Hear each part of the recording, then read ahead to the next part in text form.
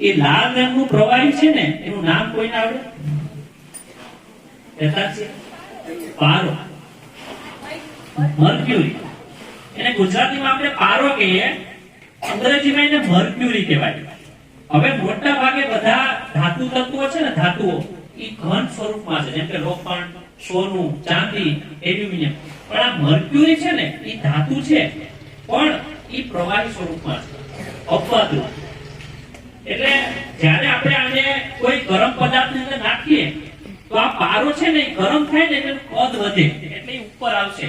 અને ત્યારે આપણે ખબર પડે કે જો આનું તાપમાન, અત્યારે જે આપણે તાપમાન છે ને ભાઈ, ઈ 17 ડિગ્રી સેલ્સિયસ છે. આ ડોમનું તાપમાન અત્યારે કેટલું છે? 17 ડિગ્રી. જો પારો 17 ડિગ્રી સ્થિર છે અત્યારે. જો કે મારે આમ પકડવું ન જોઈએ, કેમ કે હું અહીં પકડું તો મારા હાથનું એમાં તાપમાન પણ આવી જાય. આને દોરો બાંધીને આપણે આમ લટકાવવું પડે આ રીતે, તો એનું ચોક્કસ તાપમાન